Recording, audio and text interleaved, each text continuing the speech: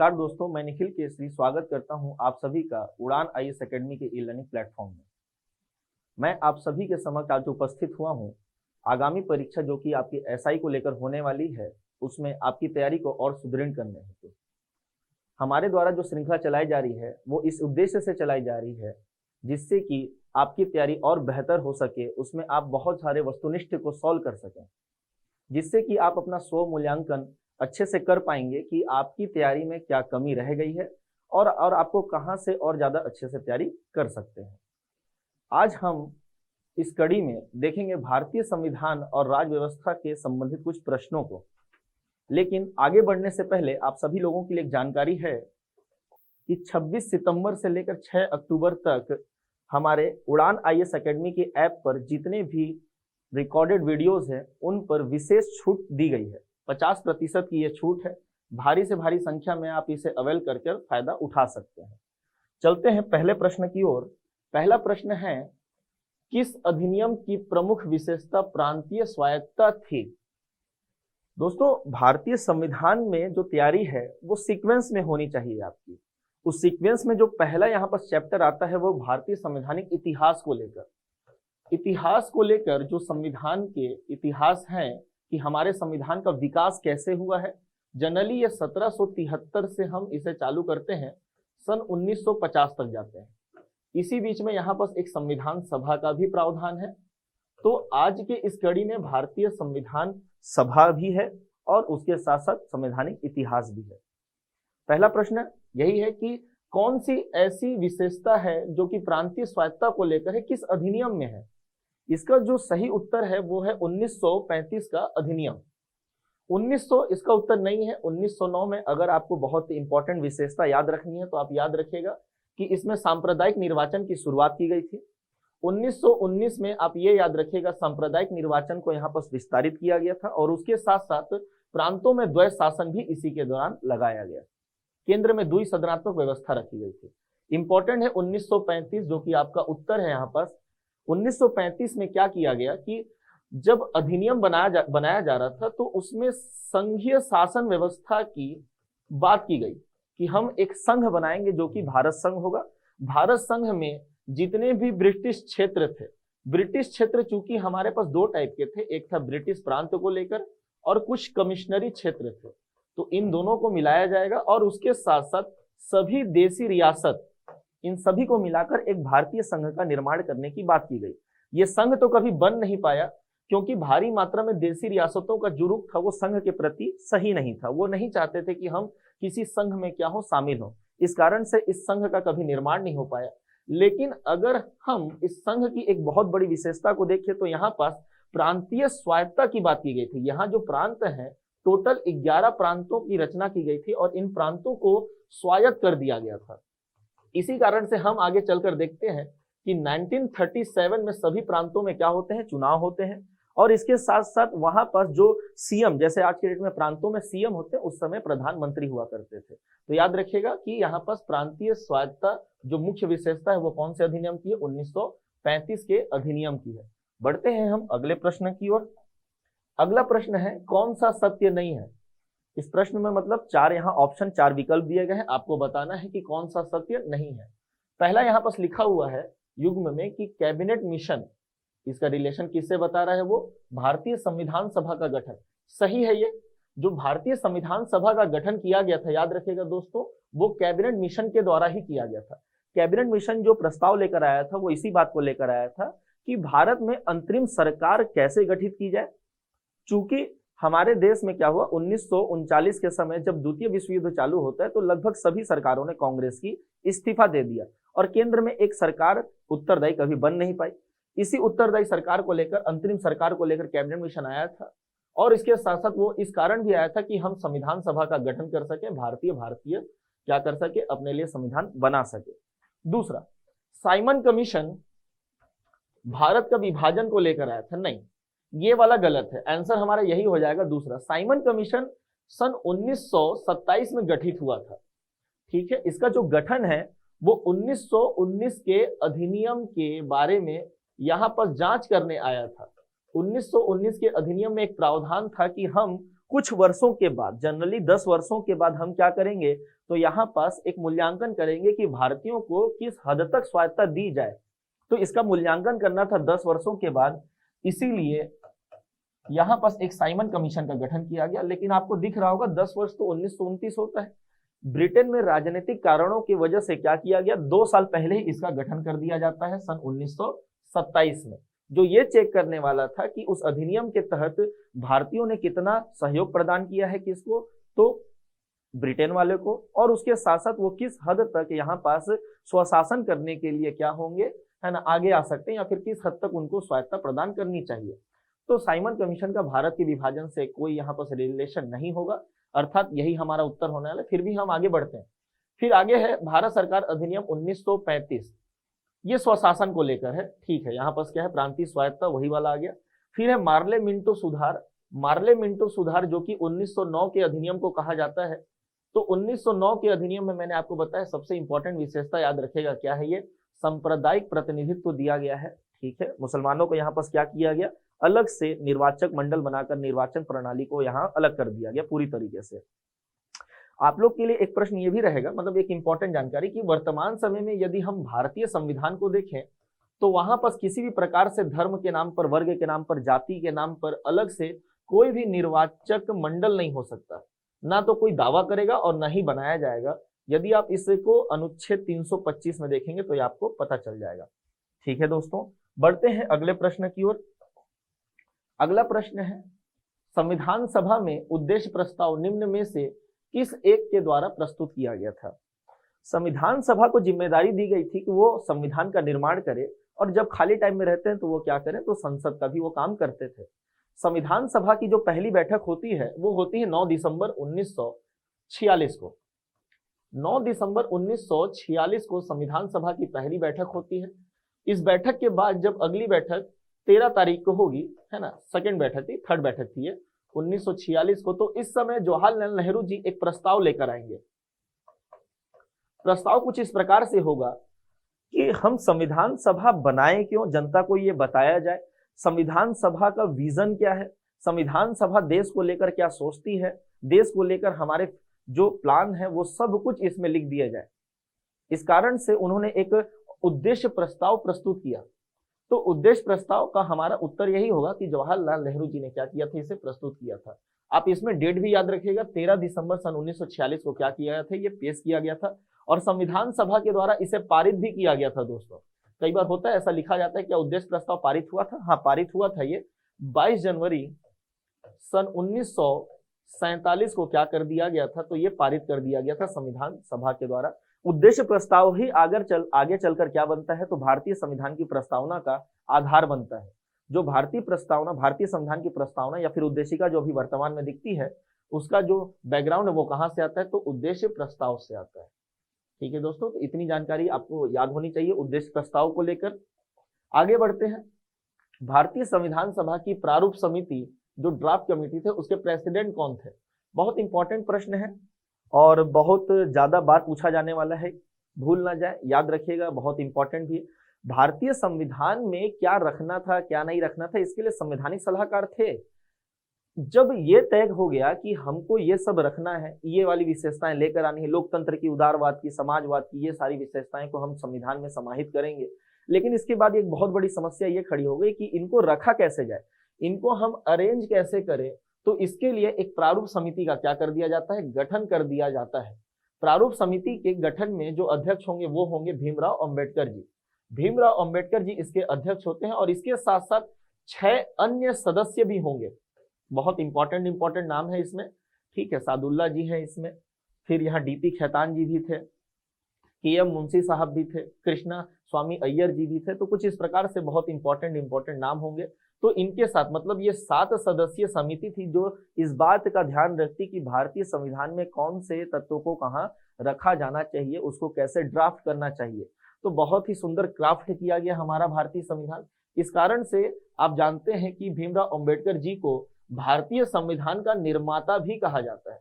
ये बहुत इंपॉर्टेंट प्रश्न है कि हमारे भारतीय संविधान का निर्माता कौन है, तो भीमराव अंबेडकर जी हैं, ठीक है, याद रखिएगा। भीमराव अंबेडकर जी क्या थे, प्रारूप समिति के अध्यक्ष थे। बढ़ते हैं अगले प्रश्न की ओर। अगला है, डॉक्टर भीमराव अंबेडकर जी की अध्यक्षता में संविधान सभा की प्रारूप समिति में कितने अन्य सदस्य थे? देखिए क्वेश्चन ना ध्यान से पढ़िएगा, सदस्य और अन्य सदस्यों की संख्या यहाँ अलग है। टोटल सदस्य मैंने आपको बताया 7 थे। अगर यहाँ पास एक भीमराव अंबेडकर जी को अलग कर दिया जाए यहाँ से और इनके अलावा देखा जाए तो 6 सदस्य होंगे। उत्तर क्या हो जाएगा हमारा? 6 सदस्य। ठीक, अगला यहाँ पास है प्रश्न, किस अधिनियम के द्वारा ब्रिटिश संसद ने चाय और चीन के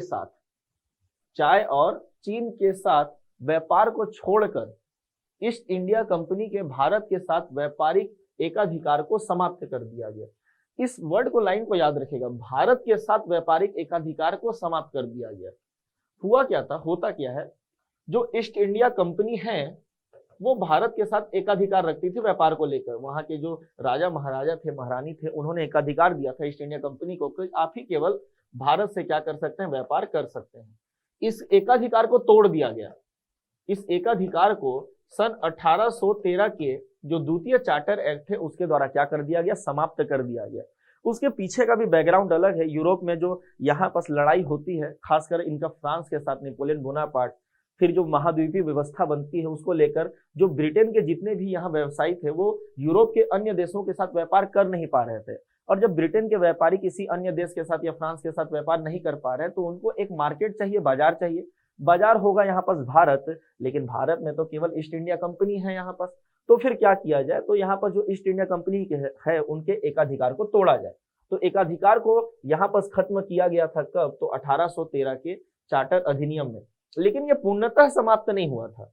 पूर्णतः कहने का मतलब ये था कि कुछ ऐसे पर्टिकुलर क्षेत्र थे जहां पास इनका एकाधिकार बना हुआ था। वो क्षेत्र था चाय, जो नॉर्थ ईस्टर्न क्षेत्र है भारत का, उसमें चाय के बहुत बड़े बड़े बागान थे और बहुत पैसा लगा हुआ था कंपनी का, तो वो समाप्त नहीं हुआ। और चीन के साथ जो भी इनका व्यापार होता था, चाहे वो अफीम का हो, चाहे वो रेशम का हो, किसी भी चीज का हो, वो भी इनके साथ बना हुआ था। तो चीन और चाय के साथ व्यापारिक एकाधिकार को छोड़ दिया जाए तो फिर भारत के साथ एकाधिकार क्या हो गया, इनका समाप्त हो गया। इसी में एक चीज ये भी याद रखेगा कि 1833 में पूर्णतः समाप्त हो गया। अगर चीन और चाय न लिखा हो और सीधा लिखा कि एकाधिकार पूर्णतः कब समाप्त हुआ है, तो आंसर क्या लगाएंगे आप, 1833 के अधिनियम को। ठीक है, बढ़ते हैं अगले प्रश्न की ओर। अगला प्रश्न है, भारत में संविधान को कब अपनाया गया? देखो, भारत में संविधान को अंगीकृत, अधिनियमित और आत्मर्पित करने का एक ऐतिहासिक डेट दिया गया है, जो कि हमारे उद्देशिका में ही मेंशन है कि एतद द्वारा, एतद का मतलब संविधान सभा के द्वारा इस संविधान को अंगीकृत करते हैं, अधिनियमित करते हैं और आत्मर्पित करते हैं। तो इन तीनों करने का यहाँ पर है क्या, डेट है एक, और वो डेट है 26 नवंबर सन 1949। मिति मार्ग शुक्ल सप्तमी संवत विक्रम 2006। ठीक है, तो विक्रम संवत का 2006 चल रहा था और उस समय शुक्ल सप्तमी था। तो यहाँ पास उत्तर हो जाएगा 26 नवंबर सन 1949, बी ऑप्शन होगा। याद रखिएगा, कई बार लोगों को कंफ्यूजन हो जाता है। ठीक है, क्या है डेट, तो यह है 26 नवंबर सन 1949। इसी दिन को ध्यान में रखते हुए यहाँ पर संविधान दिवस भी मनाया जाता है। आप 26 नवंबर को क्या मनाते हैं, हर साल संविधान दिवस भी क्या मनाते हैं, दिवस होगा ना दोस्तों, दिवस, संविधान दिवस मनाते हैं 26 नवंबर को। चलिए, फैक्चुअल क्वेश्चन था, आगे बढ़ते हैं एक और क्वेश्चन की ओर। भारतीय संविधान सभा की पहली बैठक कब हुई थी? मैंने अभी पिछले थोड़ी देर पहले आपको बताया कि 9 दिसंबर सन 1946 को क्या होगा, भारतीय संविधान सभा का पहला बैठक होगा। आप सभी लोगों के लिए एक प्रश्न होगा, आप कमेंट करके यहाँ उत्तर जरूर दीजिएगा। ठीक है, जिससे हमको थोड़ा मोटिवेशन भी मिलता है और ये समझ में आता है कि आप वीडियो को कहाँ तक देख रहे हैं। ठीक, अच्छा लगता है थोड़ा सा अगर आप पार्टिसिपेट करते हैं तो, और हम आपके लिए वीडियो और अच्छे से बनाएंगे। ठीक है, बहुत सारे प्रश्न कराएंगे, जितना हो सके आपकी तैयारी दुरुस्त करेंगे। और जो भी टॉपिक्स हैं संविधान को लेकर, किसी और सब्जेक्ट्स को लेकर, ये लगातार वीडियो आते चली जाएंगी, टॉपिक वाइज आएगा, भारतीय संविधान खासकर टॉपिक वाइज आएगा, पूरे थ्रू आउट आपकी तैयारी होंगे। क्वेश्चन कुछ इस प्रकार से होगा कि भारतीय संविधान सभा के कितनी बैठकें हुई थी, कुल कितनी बैठक हुई थी, आपको यहाँ पर उत्तर करना है। कुल कितनी बैठक हुई थी, अंतिम बैठक कब हुई थी, ये बताना है। 2 प्रश्न होंगे, एक ही साथ आंसर कीजिएगा। कुल कितनी बैठकें थी और अंतिम बैठक कब हुई थी। ठीक है, अगला प्रश्न होगा, किस अधिनियम में भारत को ब्रिटिश अधिकृत भारत कहा गया? इंपॉर्टेंट प्रश्न है। ठीक, ये मामला है 1784 का। 1784 में ब्रिटेन की संसद में होता कुछ ये है कि उस समय मिली जुली ही सरकार हुई थी, एक फॉक्स और नॉर्थ की सरकार थी, यहाँ पे मिली जुली सरकार थी। इन मिली जुली सरकार ने एक बिल लाने का प्रयास किया कि जितने भी क्षेत्र को कब्जा किया है ईस्ट इंडिया कंपनी ने भारत में, उसे ईस्ट इंडिया कंपनी के नाम पर ही चढ़ा दिया जाए या फिर उनके नाम से ही वो बिल पारित हो रहा था। बहुत ज्यादा प्रतिक्रिया होती है इस बात को लेकर ब्रिटेन में, और इसी सिलसिले में वहां की सरकार को इस्तीफा देना पड़ता है। याद रखिएगा, ये पहला और ऐसा अंतिम मामला था जिसमें कि भारतीय मामला था, खासकर ब्रिटेन में भारतीय मामला था जिसमें कि ब्रिटेन की सरकार को इस्तीफा देना पड़ा। अब इसके जस्ट बाद क्या होंगे, विलियम पिट यहाँ पर बनेंगे पीएम, और जितने भी ईस्ट इंडिया कंपनी क्षेत्र थे जो भारत में कब्जा थी उन्होंने चेंज करके वहां लिख दिया भारतीय, है ना, ब्रिटिश अधिकृत भारत। क्या लिख दिया वहां पर, ब्रिटिश अधिकृत भारतीय क्षेत्र है ये सभी। ठीक, तो ये मामला खत्म हो गया वहां पर और वो सरकार टिक गई फिर आगे चलकर। अर्थात यहाँ पर उत्तर क्या होगा, 1784 का पिट्स इंडिया एक्ट। याद रखिएगा, बहुत इंपॉर्टेंट है। कुछ विशेषताओं के बारे में भी बात कर लेते हैं इस पर। पिट्स इंडिया एक्ट 1784 में आता है और यहाँ पास सबसे इंपॉर्टेंट प्रावधान था कि कंपनी के कार्यों में दोहराव आ जाता है। मतलब अगर आप कह सकते हो सीधा सीधा, तो कंपनी पर द्वैध शासन लगा दिया जाता है। कैसे द्वैध शासन लगेगा? पहली बात, कंपनी के जितने भी व्यापारिक काम थे उनके लिए तो कोर्ट ऑफ डायरेक्टर्स, क्या बन गया, कोर्ट ऑफ डायरेक्टर्स। लेकिन जितने भी राजनीतिक मामले थे वो कंपनी नहीं संभालेगी, अब वो संभालेंगे बोर्ड ऑफ कंट्रोलर्स, जिसमें 6 मेंबर होंगे, जिसमें चांसलर ऑफ एक्सचेकर्स अर्थात ब्रिटेन के अर्थ मंत्री होंगे, प्रिवी काउंसिल के 4 सदस्य होंगे, और भी वहां पर भारत सचिव का प्रावधान किया गया था।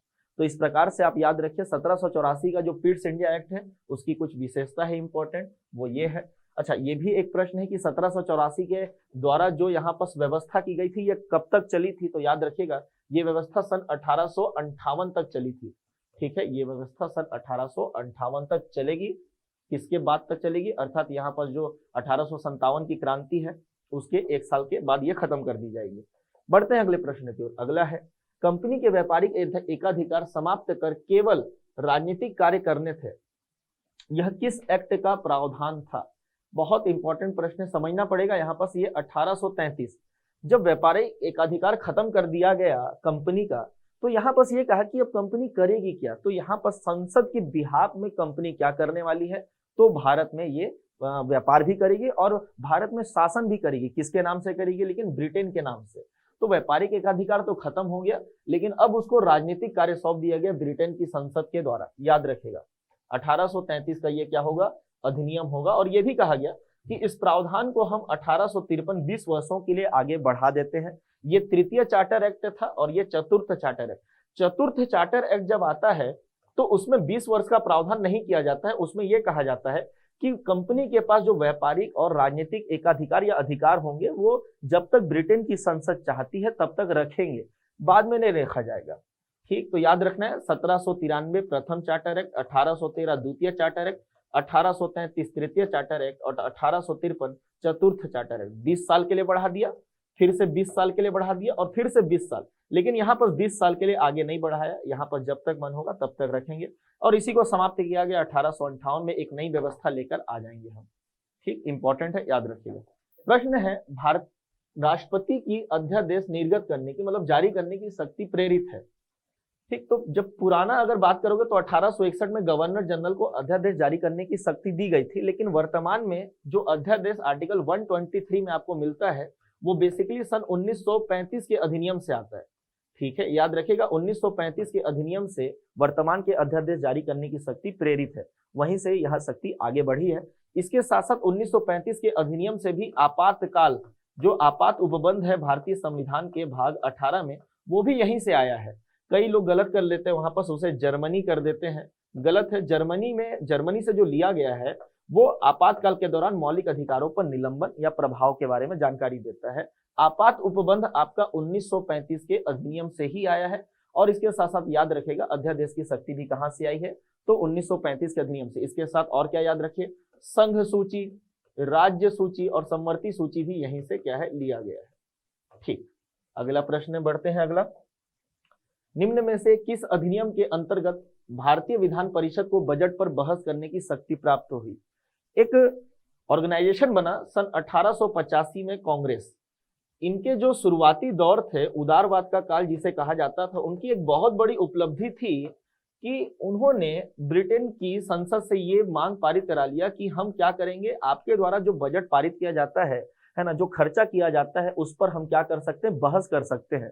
देखो, बहस करने का अधिकार था, मतलब केवल प्रश्न पूछने का अधिकार था, शुरुआती दौर था, इस पे क्रॉस क्वेश्चन नहीं किए जा सकते थे। तो 1892 में पहली बार बहस करने का अधिकार मिल चुका था। इसीलिए कई बार यह भी कहा जाता है कि जो संसदीय शासन व्यवस्था की शुरुआत होती है भारत में, वो 1892 से ही शुरू होती है। 1892 भारत परिषद अधिनियम से क्या मिल जाता है, तो विधान परिषद को बजट पर बहस करने की शक्ति प्राप्त हो जाती है। अगला प्रश्न है दोस्तों, किस अधिनियम के माध्यम से गवर्नर जनरल का पद नाम वायसराय कर दिया गया? अभी मैं जो आपको बता रहा था कि 1858 तक एक व्यवस्था चलती है, ठीक है, वो व्यवस्था जो कि 1784 से शुरू होती है, 1858 तक चलती है। और 1858 में यहाँ पास ईस्ट इंडिया कंपनी के शासन को खत्म करके महारानी का शासन लागू किया जाता है, क्राउन का शासन। और क्राउन का एक प्रतिनिधि होगा जिसका नाम होगा वायसराय। तो वायसराय यहाँ पास पद नाम हो जाएगा किसका, गवर्नर जनरल। प्रथम यहाँ जो वायसराय होंगे लॉर्ड कैनिंग होंगे। कौन होंगे, लॉर्ड कैनिंग, याद रखिएगा, लॉर्ड कैनिंग प्रथम वायसराय होंगे। तो उत्तर क्या हो जाएगा, बी ऑप्शन, 1858 का अधिनियम। बढ़ते हैं अगले प्रश्न की ओर। आज की श्रृंखला का कड़ी का हमारा अंतिम प्रश्न है। ये प्रश्न कुछ इस प्रकार से कि भारत का जो संघीय न्यायालय है निम्नलिखित में से किस वर्ष में स्थापित किया गया था? ध्यान से पढ़िएगा, ये क्वेश्चन संघीय न्यायालय की बात करता है, सुप्रीम न्यायालय या फिर सुप्रीम कोर्ट की बात नहीं करता है। सुप्रीम कोर्ट जो बना था वो 1773 के रेगुलेटिंग एक्ट के माध्यम से 1774 में बना था। लेकिन अगर मैं संघीय न्यायालय की बात करूं तो 1935 में भारतीय संघ बनाने की बात की गई। इस संघ के मामले को सुनने के लिए 1937 में एक भारतीय संघीय न्यायालय जो कि 1 अक्टूबर को क्या किया जाएगा, इसका उद्घाटन किया जाएगा। तो 1 अक्टूबर सन 1937 को किसकी स्थापना की जाएगी, तो भारतीय संघीय न्यायालय की स्थापना की जाएगी। तो आंसर क्या होगा, 1937।